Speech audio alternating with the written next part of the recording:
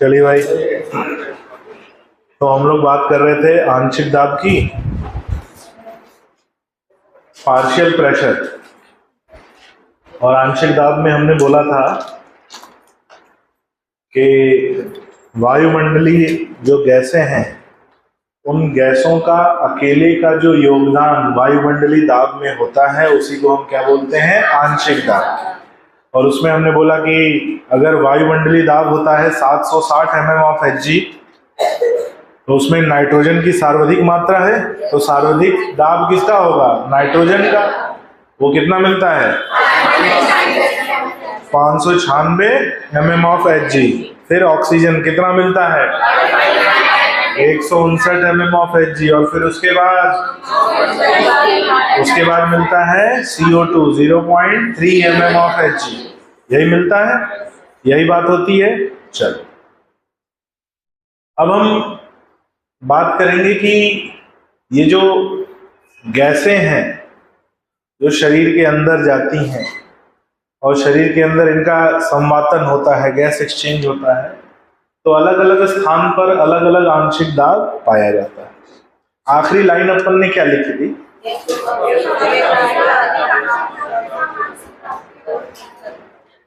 हाँ, अगला पॉइंट लिखो, शरीर के विभिन्न भाग में, अगला पॉइंट, शरीर के विभिन्न भाग में आंशिक दाब में परिवर्तन, शरीर के विभिन्न भाग में आंशिक दाब में परिवर्तन, आंशिक दाब में परिवर्तन निम्न प्रकार से, आंशिक दाब में परिवर्तन निम्न प्रकार से पाया जाता है। आंशिक दाब में परिवर्तन निम्न प्रकार से पाया जाता है। अब वो जरा एक डायग्राम याद करने की कोशिश करो, कल हमने बनाया था, ऐसा एक मटका बनाया था और मटके के चारों तरफ परिसंचरण रक्त, और इधर हमने क्या बनाई थी, कोशिकाएं, कोशिकाएं बनाई थी। तो ये क्या है, कूपिका। क्या है ये, कूपिका। आज किसकी किसकी पहली क्लास है भाई, अच्छा तुम्हारी पहली क्लास है, और किसी की पहली क्लास नहीं है, तुम्हारी भी पहली क्लास बेटा। आज क्या नाम है, तुम भाई हो क्या उसके, हाँ चलो अच्छी बात है।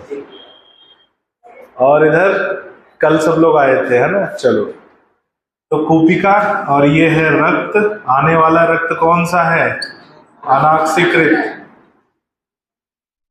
आने वाला रक्त कौन सा है, अनाक्सीकृत। और यहां से ऑक्सीजन अंदर आएगा और CO2 बाहर जाएगा, तो जाने वाला रक्त कौन सा होगा, ऑक्सीकृत रक्त। ठीक है। और हमने पढ़ा था नीचे, ये क्या है, कोशिका और ऊतक। अब दो तीन बातें बड़ी ध्यान से सुनना। ये अनाक्सीकृत रक्त है, वो ऑक्सीकृत रक्त। इधर कूपिका, तो जो हवा बाहर से आएगी, कहां से आएगी, सांस लेने पर हवा कहां जाएगी, अंदर। और जो हवा बाहर से आ रही है वो वायुमंडल से आ रही है। तो बाहर जो वायुमंडलीय हवा है उसमें PO2 का दाब कितना है, 159 mm of Hg, 159 mm of Hg। PCO2 कितना है, 0.3 mm ऑफ Hg। तो यही वो हवा है जो फेफड़ों में आएगी। जब फेफड़ों में आएगी तो वो कहां पहुंचेगी, कूपिका में। और कूपिका के अंदर आने वाली हवा का जो PO2 होता है वो होता है 104 mm ऑफ Hg। और PCO2 जो होता है वो कितना है, हाँ 40 mm ऑफ Hg। बढ़ जाता है, PCO2 क्या होता है, बढ़ जाता है, अंदर प्रेशर बढ़ जाएगा। फिर बात करेंगे अनाक्सीकृत रक्त की, ध्यान से सुनना। अनाक्सीकृत रक्त में PO2 होता है 40 mm ऑफ Hg। ये 40 दिख रहा है? रुको मिटा दे रहे, नहीं दिख रहा है, हम ही को नहीं दिख रहा है, तुमको कहां से दिख रहा है?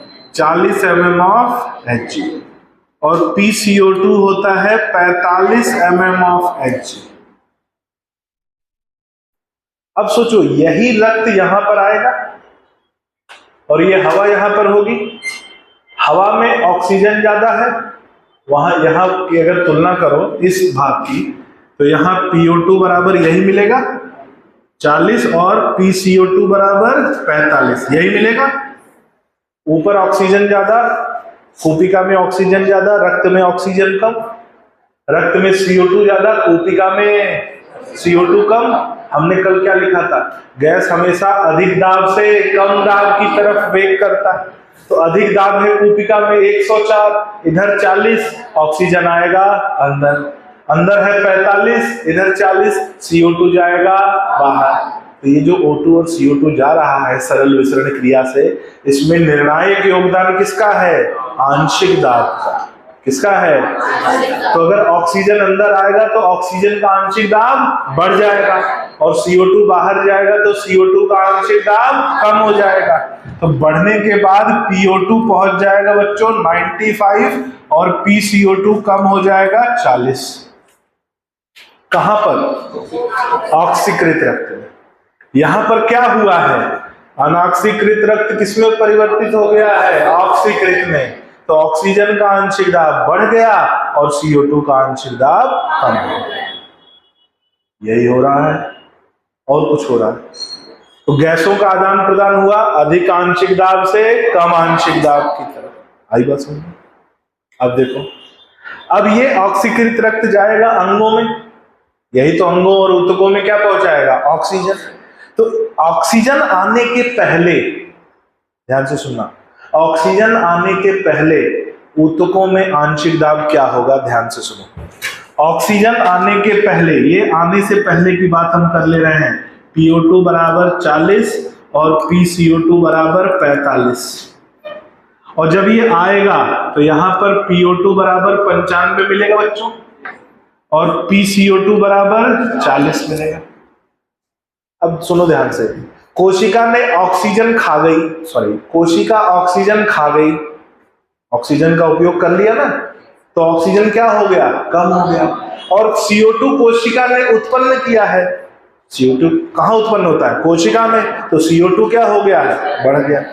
अब यहां देखो, यहां पर PO2 बराबर 40 और PCO2 बराबर, यहां ऑक्सीजन 95, यहां 40, कौन अंदर आएगा? ऑक्सीजन आएगा इधर। यहां CO2 45, यहां 40, कौन बाहर जाएगा? CO2 जाएगा बाहर। किसकी वजह से? अधिक आंशिक दाब से कम आंशिक दाब की तरफ। ऑक्सीजन आएगा कहां? अधिक आंशिक दाब से कम आंशिक दाब की तरफ। गैसें हमेशा कहां से कहां मूव करेंगी? अधिक आंशिक दाब से कम आंशिक दाब की तरफ। याद है? अब ऑक्सीजन लेने के बाद, ऑक्सीजन ले लिया, लेने के बाद ऑक्सीजन ऊतकों में क्या होगा बेटा?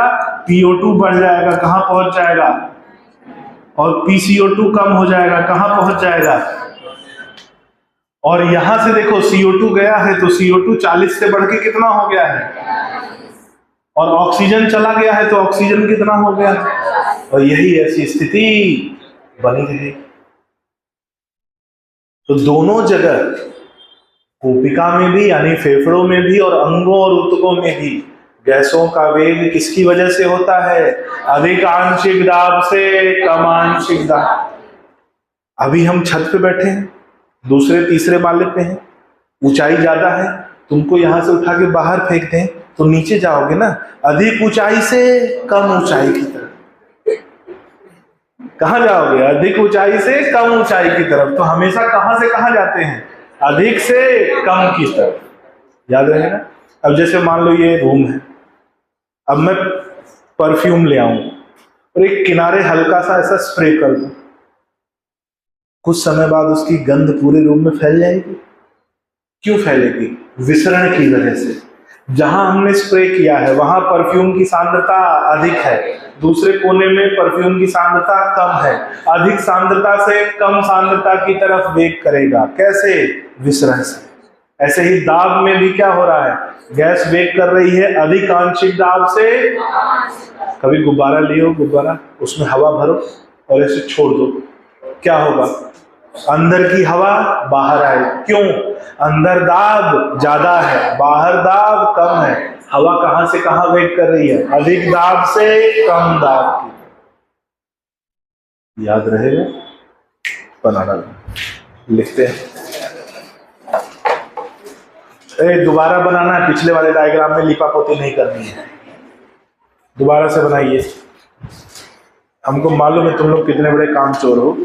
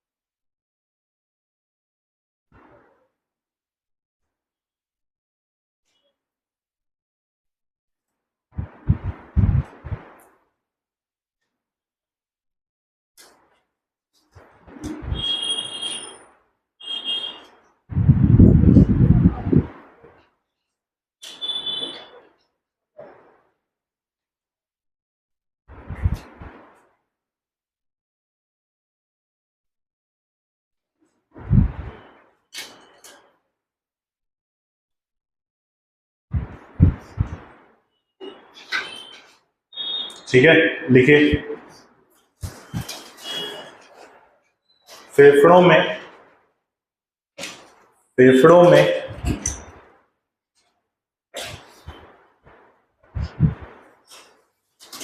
ऑक्सीजन तथा CO2, फेफड़ों में ऑक्सीजन तथा CO2 अपने अधिक आंशिक दाब से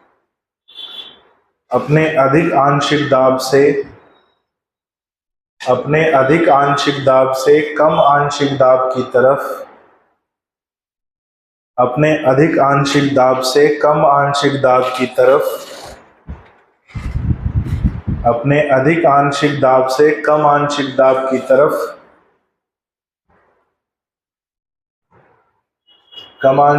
की तरफ वेग करते हैं, जहां ऑक्सीजन कूपिका से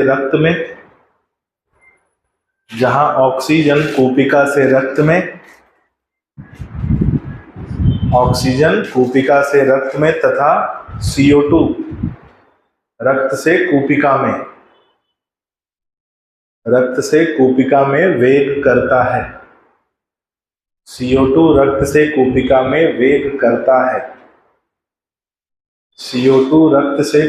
में वेग करता है। अगला पॉइंट, अन्य अंगों और ऊतकों में ऑक्सीजन रक्त से कोशिका में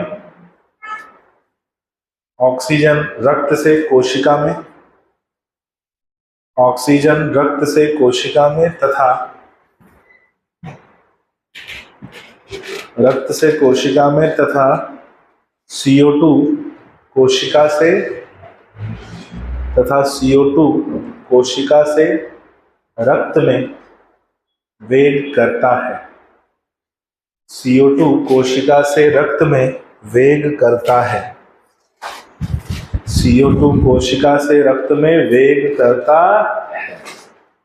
ये बात हो गई किसको लेकर। अब हमें कुछ पॉइंट लिखने हैं, ठीक है। तो लिखो कि आंशिक दाब अलग अलग भाग में निम्न प्रकार से पाए जाते हैं।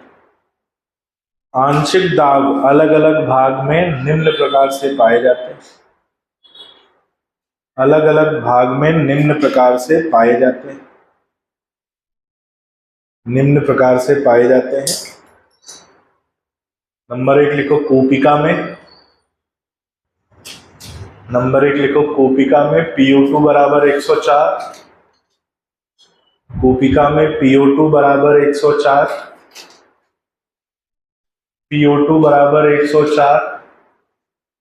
कूपिका में PO2 बराबर 104, PCO2 बराबर 40। नंबर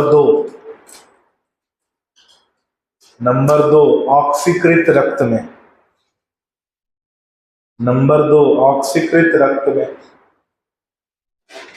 ऑक्सीकृत रक्त में PO2 बराबर 95 95। ऑक्सीकृत रक्त में PO2 बराबर 95, PCO2 बराबर 40। PO2 बराबर 95, PCO2 बराबर 40। ठीक है, अगला आ जाओ।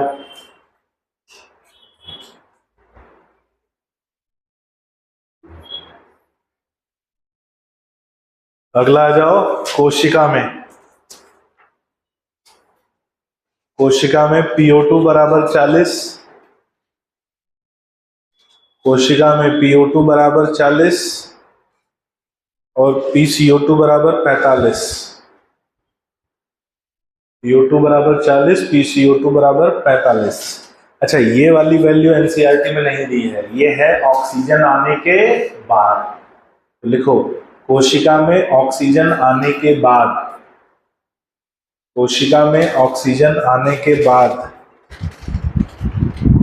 कोशिका में ऑक्सीजन आने के बाद PO2 बराबर 95, PO2 बराबर 95, PCO2 बराबर 40, PO2 बराबर 95, PCO2 बराबर 40। फिर लिखो अनाक्सीकृत रक्त, अनाक्सीकृत रक्त,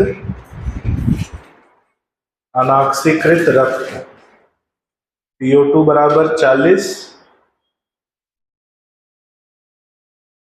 और PCO2 बराबर 45 mm ऑफ Hg। PO2 बराबर 40 और PCO2 बराबर 45 mm ऑफ Hg। ठीक है, ये वैल्यूज अब यहां पर याद रखना। कहीं भी ऑक्सीकृत रक्त हो, चाहे वो धमनी हो या शिरा, यही आंशिक दाब मिलेगा। कहीं भी अनाक्सीकृत रक्त हो, चाहे वो धमनी हो या शिरा, यही आंशिक दाब मिलेगा। आंशिक दाब का धमनी और शिरा से लेना देना नहीं है, ऑक्सीकृत और अनाक्सीकृत से लेना देना। आई बात समझ? अब हमारे शरीर में जो हेमोग्लोबिन है और ऑक्सीजन जो शरीर में जा रहा है उसका आंशिक दाब है, तो वो आंशिक दाब और हेमोग्लोबिन, ध्यान से सुनना, ऑक्सीजन और हेमोग्लोबिन की बंधता पाई जाती है। ऑक्सीजन हेमोग्लोबिन जुड़ता है ना, तो ऑक्सीजन हेमोग्लोबिन कितना जुड़ेगा, कितनी बंधता होगी, ये किस पर निर्भर करता है? ये PO2 निर्धारित करता है। अलग अलग मात्रा में अगर PO2 मिलेगा तो अलग अलग संतृप्तता हेमोग्लोबिन के साथ पाई जाएगी। जैसे मान लो हमारे शरीर में 100 हेमोग्लोबिन है, मान लो 100 हेमोग्लोबिन है, जितना भी हेमोग्लोबिन है वो 100% तो है, तो हम उस प्रतिशत को 100 हेमोग्लोबिन मान लेते हैं। अब बोला जा रहा है कि कितना PO2 यानी कितने आंशिक दाब का ऑक्सीजन शरीर में आएगा, तो वो ऑक्सीजन पूरी तरह से हेमोग्लोबिन से जुड़ेगा। तो इसका एक ग्राफ मिलता है और उसको बोलते हैं ऑक्सीजन हेमोग्लोबिन डिसोसिएशन कर्व। क्या बोलते हैं? Oxygen haemoglobin dissociation curve. लिखो एक पॉइंट कि हेमोग्लोबिन और ऑक्सीजन की बंधता, हेमोग्लोबिन और ऑक्सीजन की बंधता PO2 पर निर्भर करती है। हेमोग्लोबिन और ऑक्सीजन की बंधता PO2 पर निर्भर करती है, PO2 पर निर्भर करती है, जिसका एक ग्राफ हमें प्राप्त होता है, जिसका एक ग्राफ हमें प्राप्त होता है, जिसका एक ग्राफ हमें प्राप्त होता है तथा उसे oxygen haemoglobin dissociation curve, oxygen haemoglobin dissociation curve कहा जाता है। ऑक्सीजन हेमोग्लोबिन डिसोसिएशन कर्व कहा जाता है।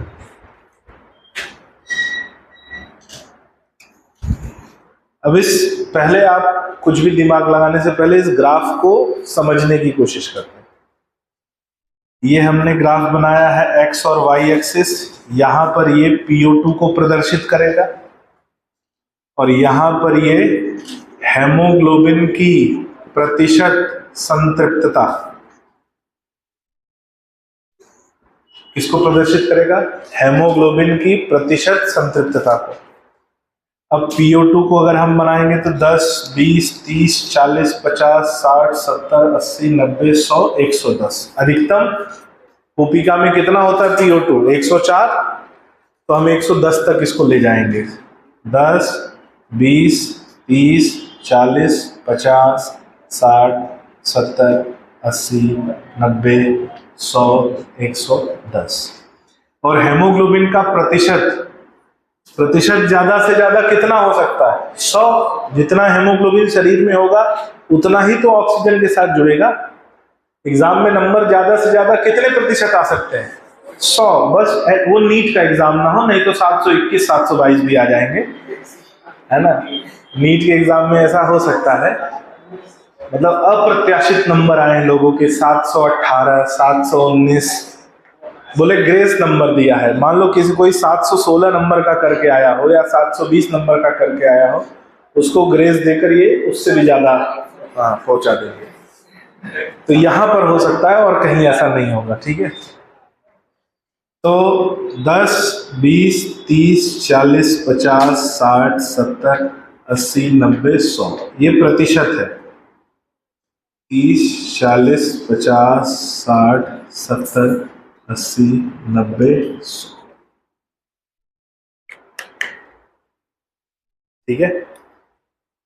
अब बात आती है, इसको सुनना।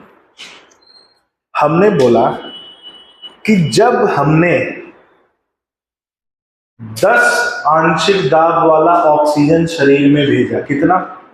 10 आंशिक दाब, PO2 बराबर 10 करके शरीर में भेजा, तो शरीर में मान लो 100 हेमोग्लोबिन के अणु हैं, कितने?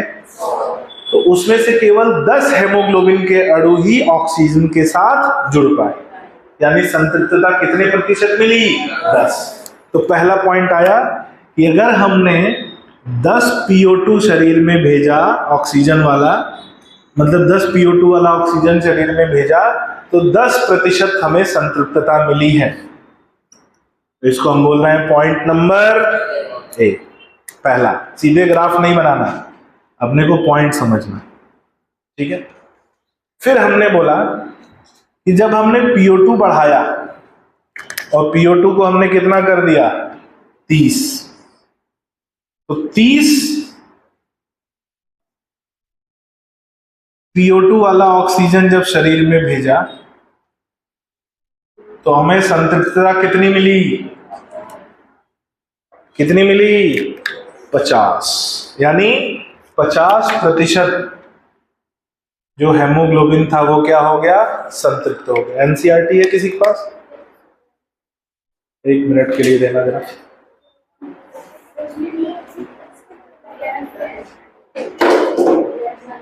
ग्यारहवीं वाली है ना बेटा? चलो जस्ट 1 मिनट के लिए।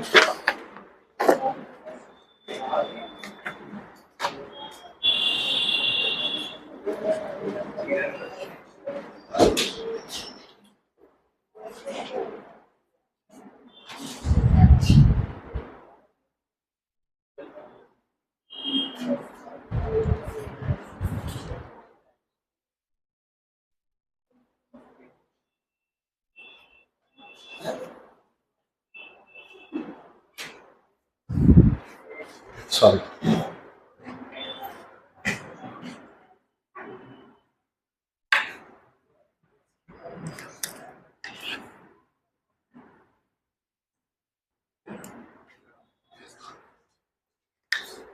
जब हमने 30 PO2 का ऑक्सीजन भेजा तो कितनी प्रतिशत संतृप्तता मिली?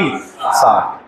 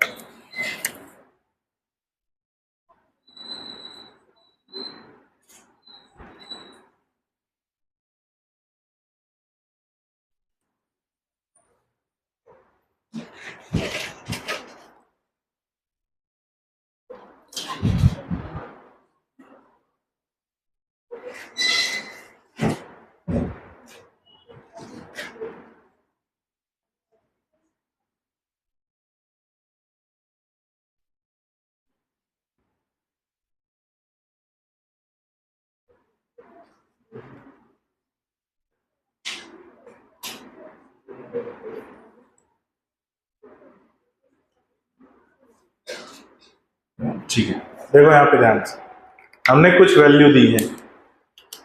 हमने बोला कि जब हमने 10 PO2 का ऑक्सीजन शरीर में भेजा तो 10% हेमोग्लोबिन संतृप्त हुआ, यानी 100 में से 10 हेमोग्लोबिन ऑक्सीजन के साथ जुड़े। जब हमने 30 PO2 भेजा तो 60% हेमोग्लोबिन ऑक्सीजन के साथ जुड़ गए। कितने PO2 पे? 30। जब हमने 50 PO2 भेजा तो 80% हेमोग्लोबिन ऑक्सीजन के साथ जुड़ गया। जब हमने 60 PO2 भेजा तो 90% हेमोग्लोबिन ऑक्सीजन के साथ जुड़ गया, और जब हमने 90 PO2 का ऑक्सीजन भेजा तो 100% हेमोग्लोबिन ऑक्सीजन के साथ जुड़ गया। अब हमारे ऑक्सीकृत रक्त में कितना PO2 होता है? 95। 100% हेमोग्लोबिन से जुड़ने के लिए कितना आवश्यक है? 90 है कितना? 95। यानी जितनी शरीर में आवश्यकता है उससे ज्यादा ऑक्सीजन हमारे रक्त में ऑलरेडी रहता है, ताकि पूरी तरह से हेमोग्लोबिन किसके साथ जुड़ जाए? ऑक्सीजन के साथ। अब हम जब इसको A, B, C, D और E को हम जोड़ेंगे तो हमें ऐसा ग्राफ मिलेगा।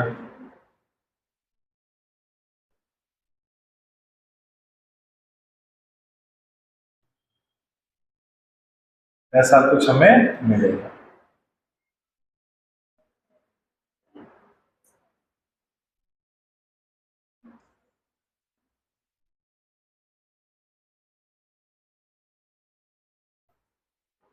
और इसको हम बोलते हैं एस आकार का ग्राफ। क्या बोलते हैं? एस आकार का ग्राफ या सिग्मॉइड ग्राफ। दिख रहा है एस आकार, इसलिए बोलते हैं क्या? अब 90 से ज्यादा हुआ तो ये कितना हो चुका है ऑलरेडी? तो अगर 90 हो या उससे ज्यादा हो आंशिक दाब, 90 में भी 100% हेमोग्लोबिन संतृप्त हो चुका है और 95 में भी 100% संतृप्त हो चुका है। आई बात समझ में? पहले हमें ग्राफ नहीं बनाना है, पहले इन 5 बिंदुओं को नोट करना है और फिर ग्राफ बनाना है। अब इसी तरीके से आप ग्राफ बनाइए। कितने प्रतिशत पे कितने PO2 पे कितने प्रतिशत? हाँ बनाइए ग्राफ। हाँ इसी को बनाना है, पहले लिखिए, पहले ग्राफ बनाइए।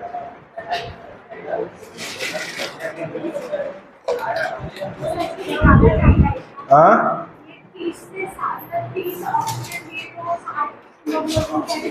हाँ जुड़ेगा, हेमोग्लोबिन और ऑक्सीजन जुड़ेंगे। हाँ ये निकाला हुआ है, तभी ये ग्राफ मिला है।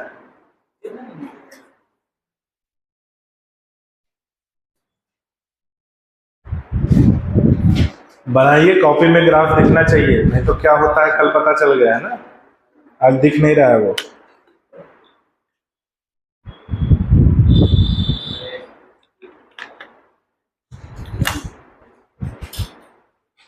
तुम लोग भैया पीछे कहाँ पहुंच गए?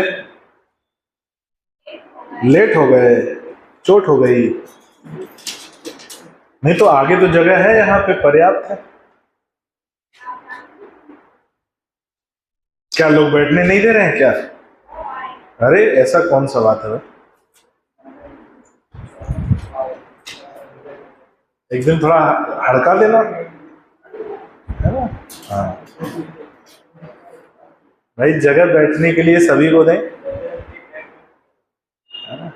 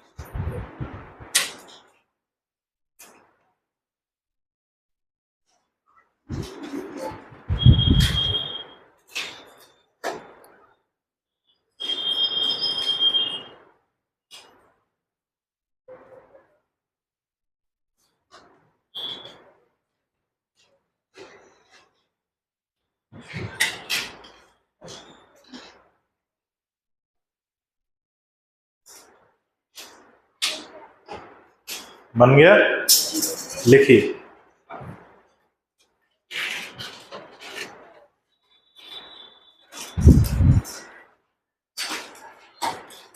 जब हम ऑक्सीजन के साथ हेमोग्लोबिन की संतृप्तता जब हम ऑक्सीजन के साथ हेमोग्लोबिन की संतृप्तता का मापन करेंगे जब हम ऑक्सीजन के साथ हेमोग्लोबिन की संतृप्तता का मापन करेंगे हेमोग्लोबिन की संतृप्तता का मापन करेंगे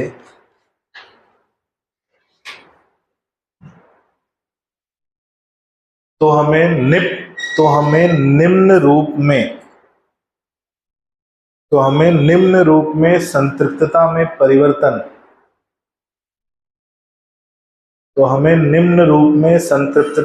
परिवर्तन प्राप्त होता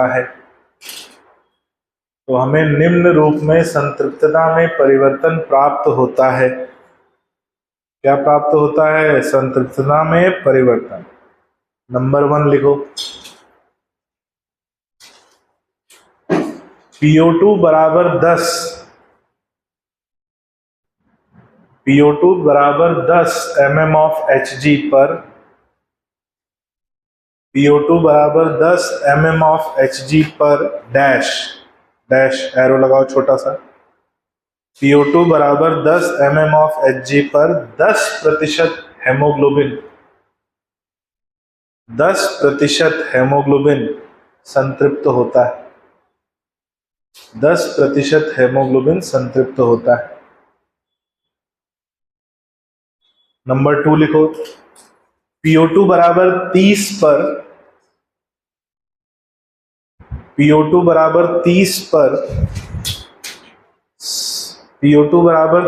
पर 60% हेमोग्लोबिन PO2 बराबर 30 पर 60% हेमोग्लोबिन संतृप्त होता है। 60% हेमोग्लोबिन संतृप्त होता है।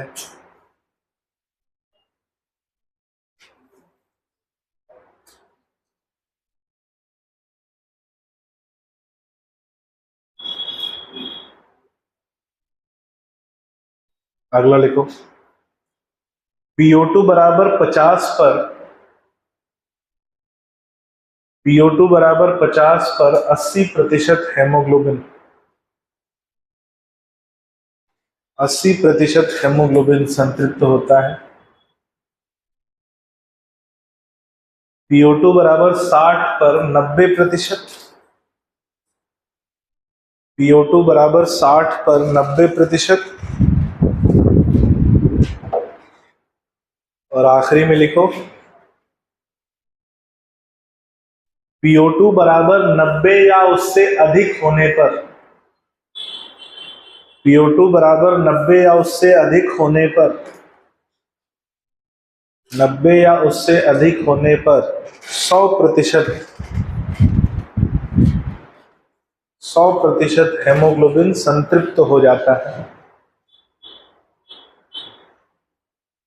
100% हेमोग्लोबिन संतृप्त हो जाता है। अब जब इन सभी बिंदुओं का मिलान करेंगे तो हमें कैसा ग्राफ मिलेगा? सिग्मॉइड। तो लिखो इन सभी बिंदुओं का मिलान करने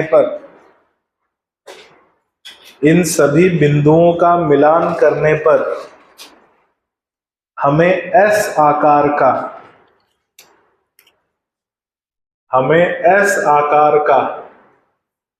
ग्राफ प्राप्त होता है।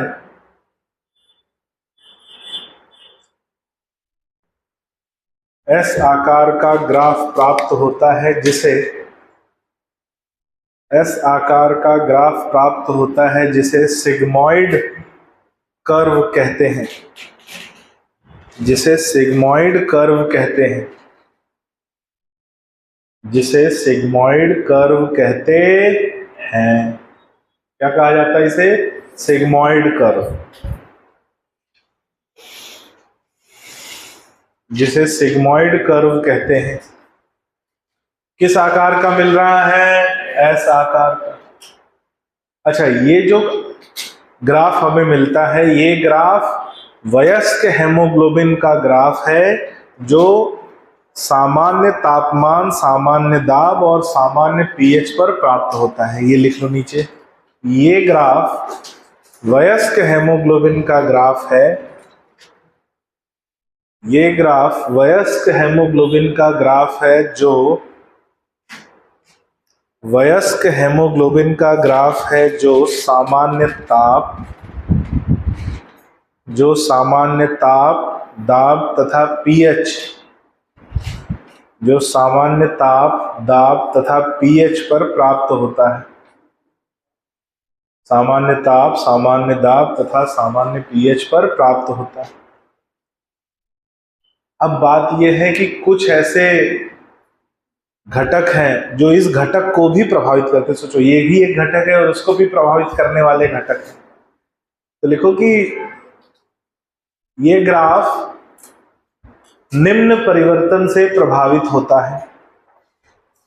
ये ग्राफ निम्न परिवर्तन से प्रभावित होता है, निम्न परिवर्तन से प्रभावित होता है। जैसे मान लो, ध्यान से सुनो यहां पर, मान लीजिए अगर शरीर में CO2 की सांद्रता बढ़ जाए, सॉरी,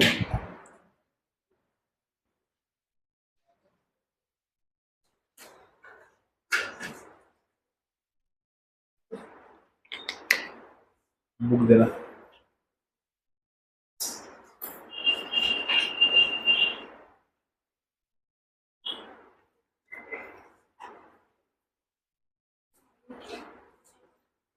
कभी कभी ऐसा होता है ना आपके साथ भी कि कोई चीज ऐसी होती है जो जुबान पे आ रही है लेकिन निकल नहीं रही है ना। हेलो, हो गया। जुबान केसरी कर लेते हैं अपन, है ना? हाँ,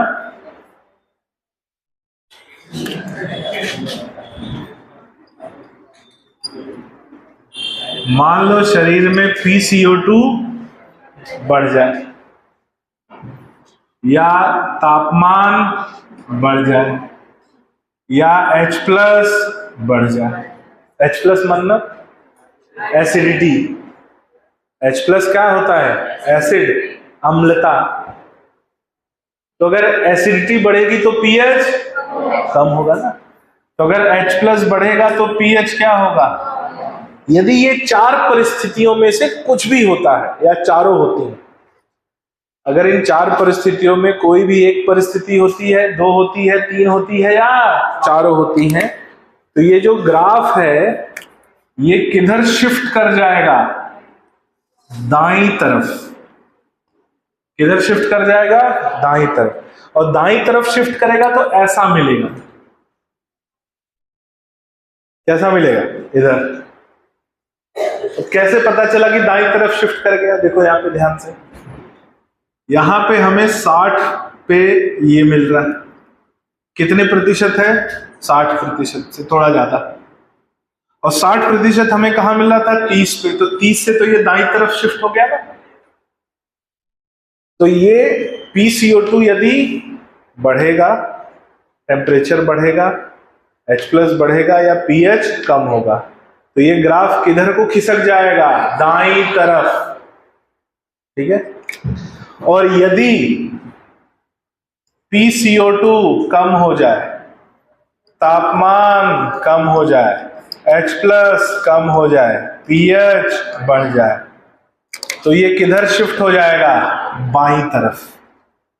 किधर खिसकेगा? बाईं तरफ। बाईं तरफ खिसकेगा मतलब ऐसा हो जाएगा। तो नीला वाला जो ग्राफ है वो दिखा रहा है दाईं तरफ का खिसकना, और लाल वाला जो ग्राफ है वो दिखा रहा है बाईं तरफ का खिसकना। तो इसको हम लिख सकते हैं राइट और इसको लिख सकते हैं लेफ्ट, लिख सकते हैं। अब देखो राइट लेफ्ट खिसकने से क्या होगा बच्चों, ध्यान से सुनो।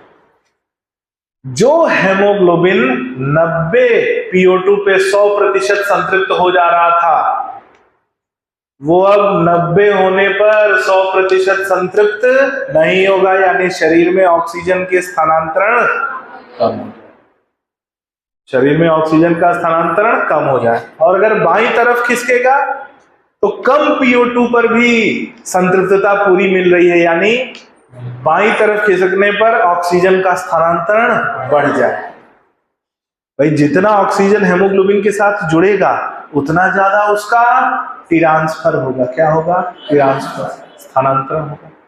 तो यहां कम आंशिक दाब पर भी जुड़ जाएगा और इधर ज्यादा आंशिक दाब पर भी कम जुड़ेगा।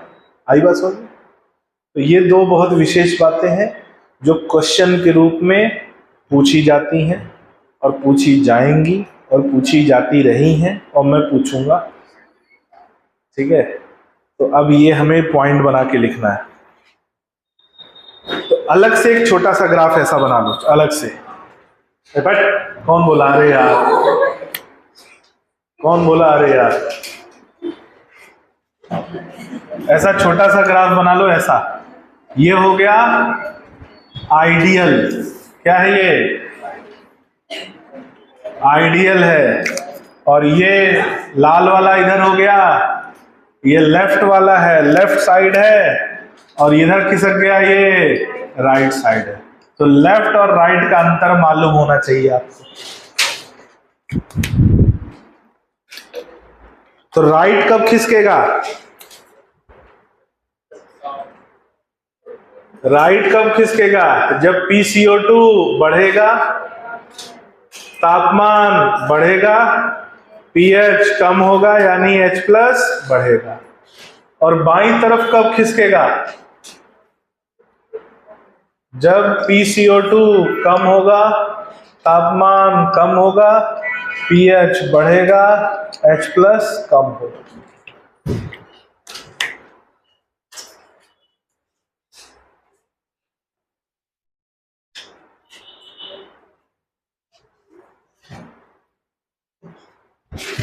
बताओ, एक बार लिखने में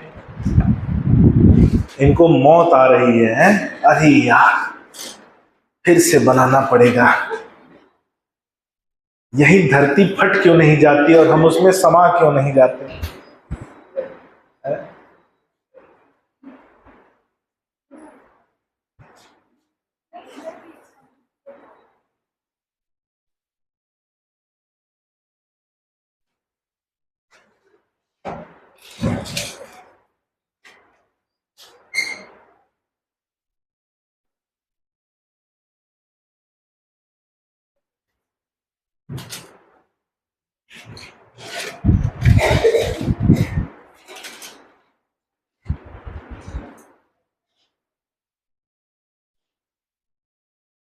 लिख लिया,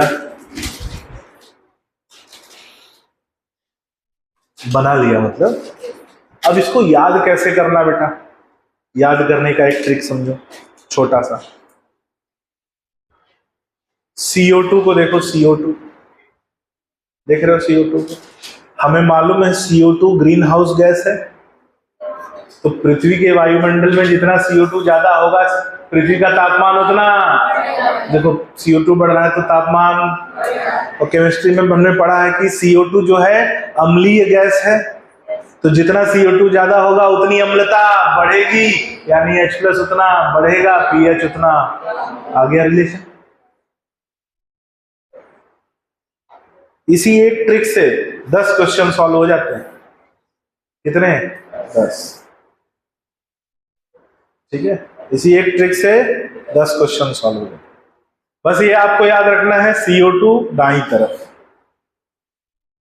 PCO2 बढ़ेगा तो तापमान बढ़ेगा, H+ बढ़ेगा, pH कम।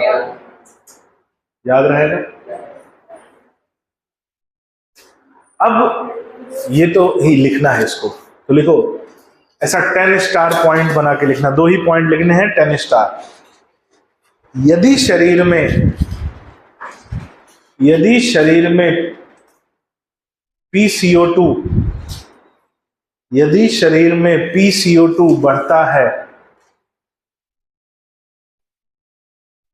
कॉमा PCO2 बढ़ता है मतलब बढ़ता है मत लिखना, एरो लगाना। PCO2 लिख लियो तुम, बढ़ता है। इसको क्या बोलूंगा? टेम्परेचर। PCO2 बढ़ता है कॉमा टेम्परेचर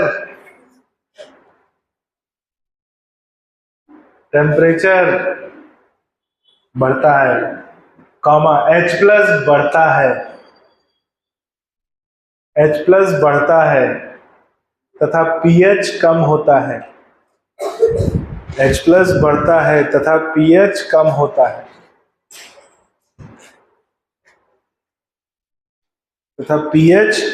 है, तो ये वक्र दाईं तरफ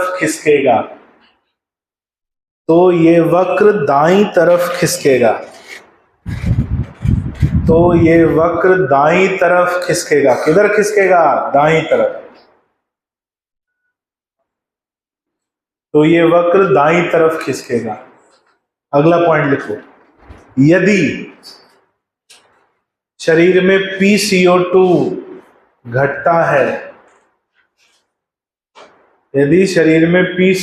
घटता है, कॉमा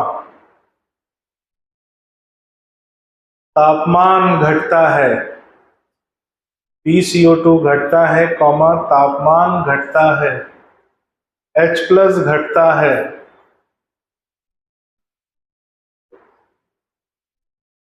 या pH बढ़ता है, तो ये वक्र बाईं तरफ खिसकेगा,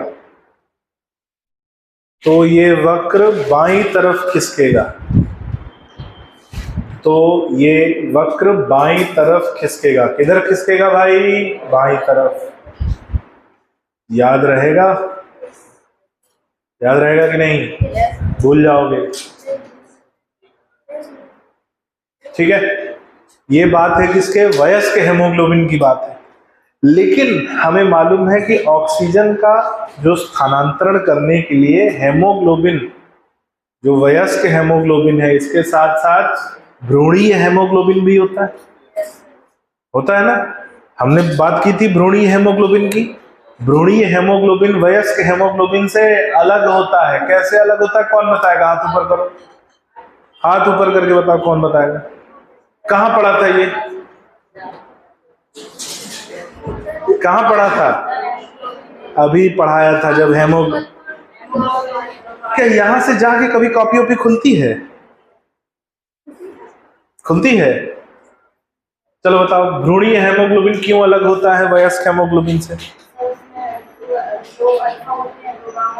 क्या? पॉलीपेप्टाइड श्रृंखलाएं। बहुत अच्छी बात है। तो भ्रूणीय हेमोग्लोबिन में हमने पढ़ा है कि 2 अल्फा और 2 गामा श्रृंखलाएं होती हैं, और वयस्क हेमोग्लोबिन में 2 अल्फा और 2 बीटा श्रृंखलाएं होती हैं। इसलिए हमने बोला था भ्रूणीय हेमोग्लोबिन की बंधता ऑक्सीजन के साथ ज्यादा होती है, किससे? वयस्क हेमोग्लोबिन। तो जब इनको तुलना करेंगे एक, और तीसरा जो तुलना करेंगे कि हमारी मांसपेशियों में भी एक वर्णक होता है जिसे मायोग्लोबिन कहते हैं। क्या कहते हैं? मायोग्लोबिन। तो जब इन तीनों की तुलना करेंगे संतृप्तता में, तो हमें एक अलग ग्राफ मिलेगा जो हम अभी देखने वाले हैं। तो लिखो, यदि हम वयस्क हेमोग्लोबिन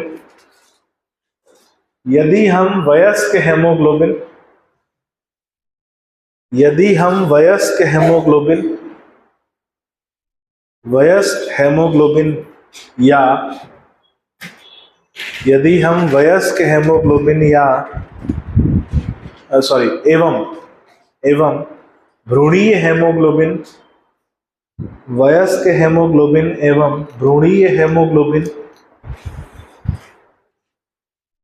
और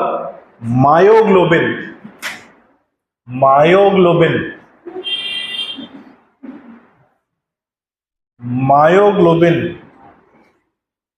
की संतृप्तता की तुलना करें, मायोग्लोबिन की संतृप्तता की तुलना करें तो हमें निम्न ग्राफ प्राप्त होगा।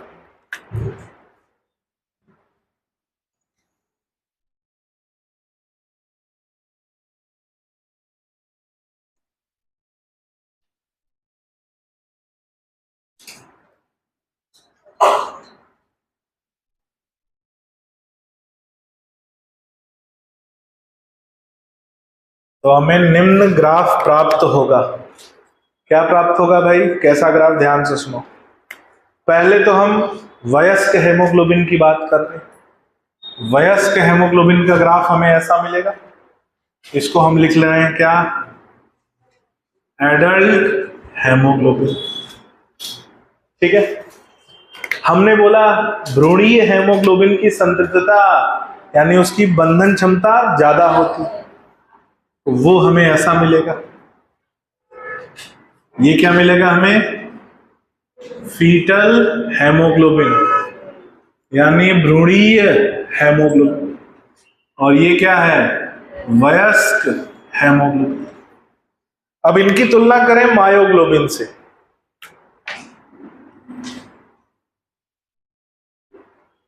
मायोग्लोबिन की संतृप्तता सबसे ज्यादा मिलेगी। कम से कम PO2 में भी मायोग्लोबिन 100% संतृप्त हो जाता है, यानी 10, 20, 30 PO2 पहुंचते तक वो 100% हो जाए। ये हो सकता है 60, 70 तक ही हो जाए और ये 90 तक होता है। तो इससे ज्यादा संतृप्तता किसकी है? फीटल की। और इन तीनों में सबसे ज्यादा किसकी है? मायोग्लोबिन। बना लीजिए, लिखिए।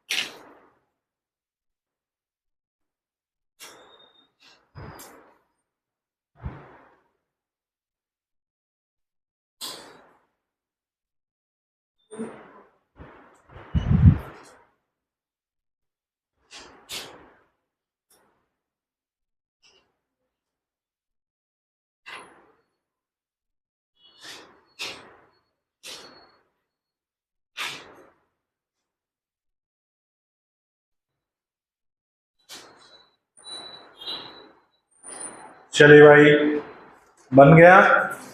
लिखिए।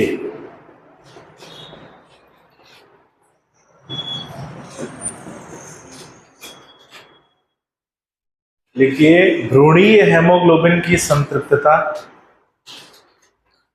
भ्रूणीय हेमोग्लोबिन की संतृप्तता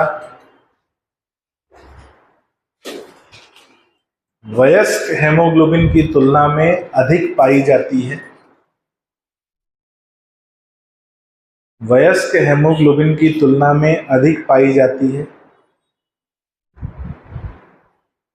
वयस्क हेमोग्लोबिन की तुलना में अधिक पाई जाती है, कॉमा, ये ऑक्सीजन के कम आंशिक दाब पर भी,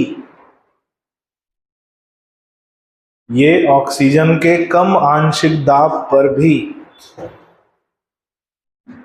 ये ऑक्सीजन के कम आंशिक दाब पर भी 100%,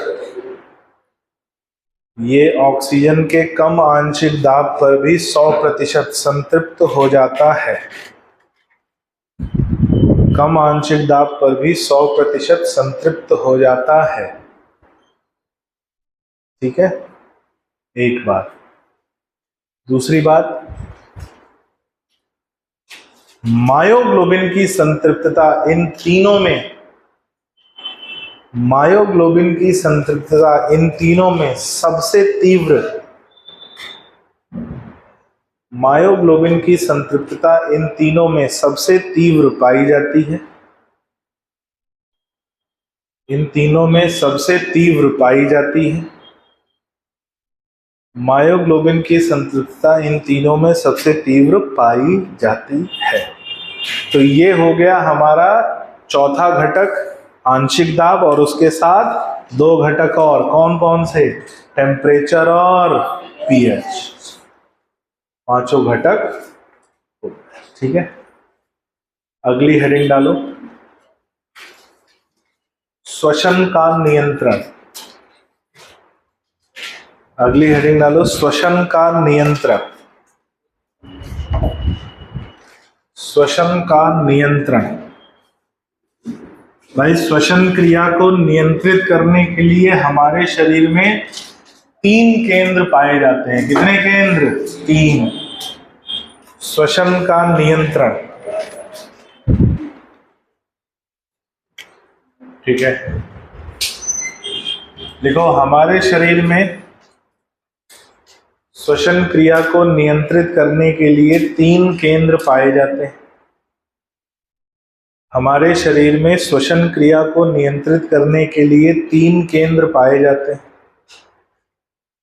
श्वसन क्रिया को नियंत्रित करने के लिए 3 केंद्र पाए जाते हैं। कितने केंद्र पाए जाते हैं? 3।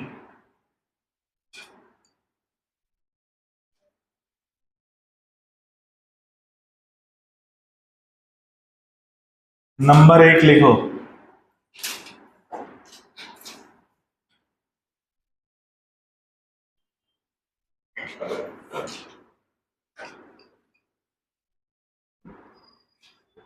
नंबर 1 है रेस्पिरेटरी रिदम सेंटर। ये नाम इंग्लिश में ही लिख लेना, हिंदी में इसको क्या बोलेंगे? बहुत खतरनाक नाम है जो भी है, ये लिखो respiratory rhythm centre. Respiratory rhythm centre, ध्यान से सुनना बेटा, काम इसका बहुत सामान्य है। हम लोग सामान्य श्वसन करते हैं तो 1 मिनट में 12 से 16 बार सांस लेते हैं। तो ये जो सामान्य दर है, ये कौन नियंत्रित करता है? Respiratory rhythm centre. कहां पाया जाता है? मस्तिष्क के मेडुला ऑब्लंगेटा भाग में पाया जाता है। और जो सामान्य दर है उसको बनाए रखने का काम इसी का होता है। तो लिखो, ये केंद्र मेडुला ऑब्लंगेटा,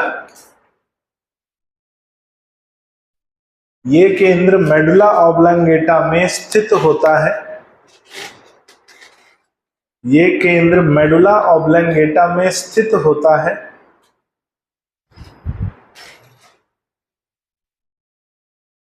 इसे सामान्य श्वसन केंद्र भी कहते हैं। इसे सामान्य श्वसन केंद्र भी कहते हैं। सामान्य श्वसन केंद्र भी कहते हैं। अगला पॉइंट, ये श्वसन की सामान्य दर को बनाए रखता है। ये श्वसन की सामान्य दर को बनाए रखता है। ये श्वसन की सामान्य दर को बनाए रखता है, जो 12 से 16 प्रति मिनट। ये श्वसन की सामान्य दर को बनाए रखता है, जो 12 से 16 प्रति मिनट पाई जाती है।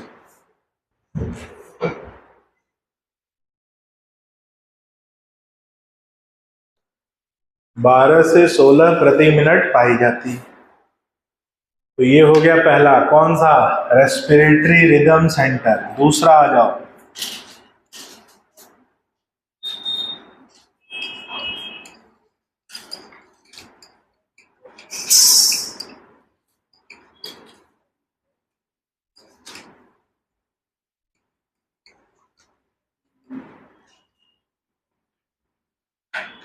दूसरे को बोलते हैं न्यूमोटैक्सिक केंद्र या न्यूमोटैक्सिक सेंटर। न्यूमोटैक्सिक केंद्र या न्यूमोटैक्सिक सेंटर। न्यूमोटैक्सिक केंद्र या न्यूमोटैक्सिक सेंटर।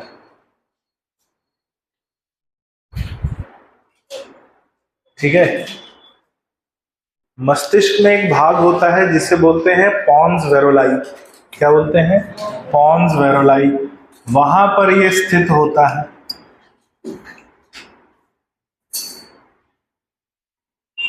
कहां स्थित होता है? पॉन्स वेरोलाई में।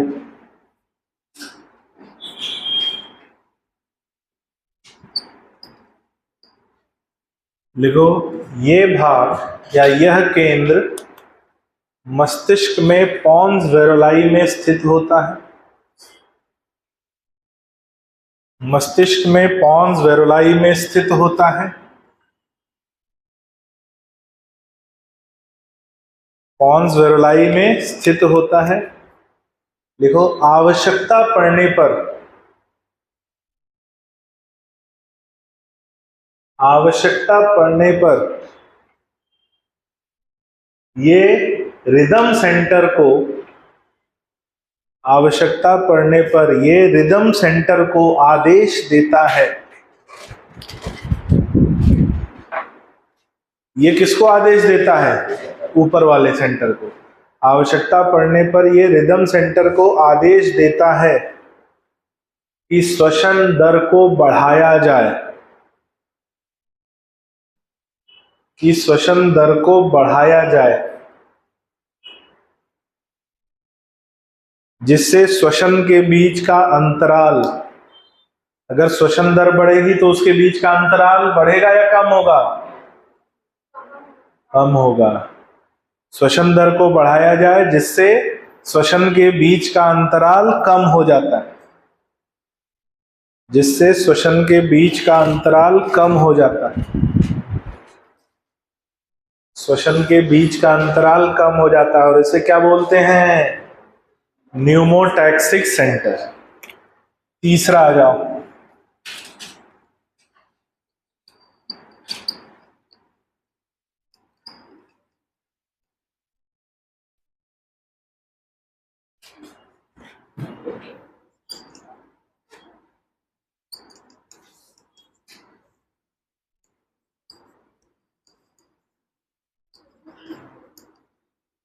कीमो सेंसिटिव सेंटर या रसायन संवेदी केंद्र। कीमो सेंसिटिव सेंटर या रसायन संवेदी केंद्र। कीमो सेंसिटिव सेंटर या रसायन संवेदी केंद्र, ध्यान से सुनिए। आपने हृदय कभी न कभी तो देखा होगा।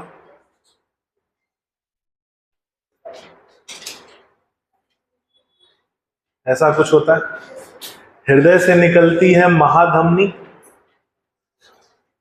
क्या निकलती है? महाधमनी, जिसे हम बोलते हैं अओर्टा। और यहीं से एक शाखा निकलती है जिसे बोलते हैं कैरोटिड धमनी। क्या बोलते हैं? कैरोटिड धमनी। अब ध्यान से सुनिएगा। अओर्टा की भित्ति में कुछ गठाने पाई जाती हैं और कैरोटिड धमनी की भित्ति में भी कुछ गठाने पाई जाती हैं। तो जो अओर्टा की भित्ति में पाई जाती है उन्हें कहते हैं अओर्टिक बॉडी। क्या बोलते हैं? अओर्टिक बॉडी। और जो कैरोटिड में पाई जाती है उन्हें कहते हैं कैरोटिड बॉडी। ये जो छोटे छोटे गठाने हैं, जो छोटे छोटे नोड्यूल हैं, अब यहां से रक्त प्रवाहित होता है और रक्त ऊपर भी जाता है। तो ये हर समय रक्त की रासायनिक प्रवृत्ति का मापन करते रहते हैं कि रक्त की रासायनिक परिस्थिति बदल तो नहीं रही। ये हर समय मापन करते हैं कि कहीं रक्त में CO2 की सांद्रता बढ़ तो नहीं रही, कहीं रक्त में H+ आयन बढ़ तो नहीं रहा। अगर ये दोनों होने लगेगा, मान लो CO2 की सांद्रता बढ़ गई रक्त में और H+ आयन की सांद्रता बढ़ गई, तो ये दोनों क्या होंगे? ये सक्रिय हो जाएंगे। और सक्रिय होने के बाद किसको आदेश देते हैं? रेस्पिरेटरी रिदम सेंटर को आदेश देते हैं कि श्वसन दर को बढ़ाओ। जिससे कि श्वसन दर बढ़ेगी तो CO2 का निष्कासन बढ़ेगा और रक्त में CO2 की मात्रा कम हो जाएगी। तो लिखो, महाधमनी तथा कैरोटिड धमनी की भित्ति में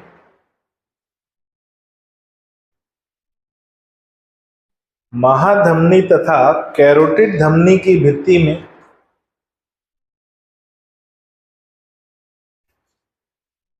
कुछ रसायन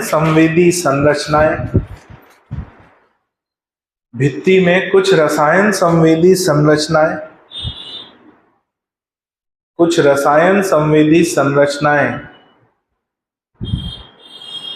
पाई जाती हैं।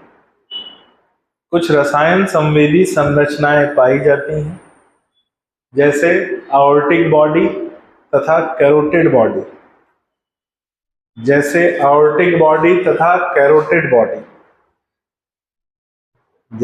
आवर्टिक बॉडी तथा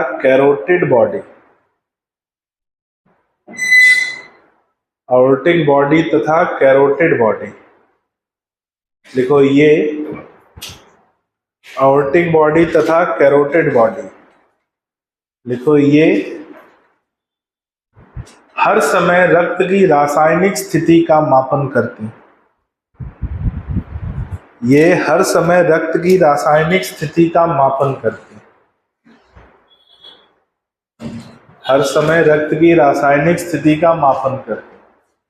अगला पॉइंट, यदि रक्त में CO2 तथा H+ की सांद्रता बढ़ जाए,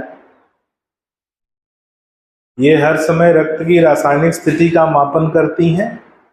यदि रक्त में CO2 तथा H+ की सांद्रता बढ़ जाए,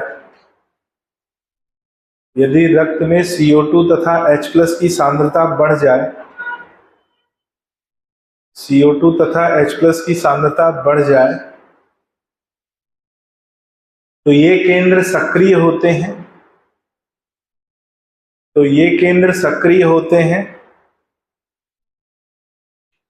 और रिदम सेंटर को सिग्नल भेजते हैं।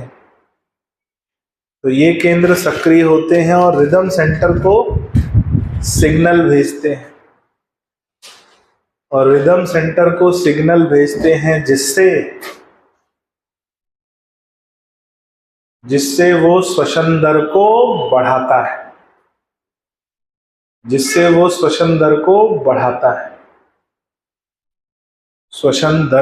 बढ़ाता है।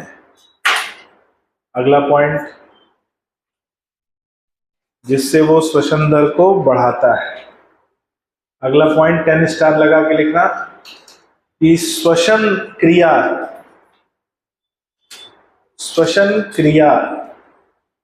ऑक्सीजन की सांद्रता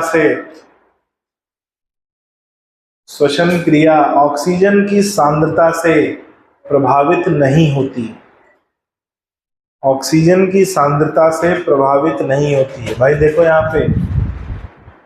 यहाँ CO2 प्रभावित कर रहा है, H+ प्रभावित कर रहा है, ऑक्सीजन प्रभावित नहीं कर रहा। रक्त में CO2 बढ़ेगा तो श्वसन क्रिया बढ़ जाएगी। ऑक्सीजन के कम होने या ऑक्सीजन के बढ़ने से फर्क नहीं पड़ेगा। इसलिए बोला कि ऑक्सीजन की सांद्रता श्वसन क्रिया को प्रभावित नहीं करती। ठीक है, ये हो गया क्या, श्वसन क्रिया का नियंत्रण। अब एक टॉपिक बचा है, हम लोग कल देखेंगे कि डिसऑर्डर्स यानी श्वसन तंत्र संबंधी रोग कौन कौन से हैं। ठीक है, और हमारा चैप्टर कंप्लीट हो जाएगा। फिर हम अगले चैप्टर के आगे बढ़ेंगे।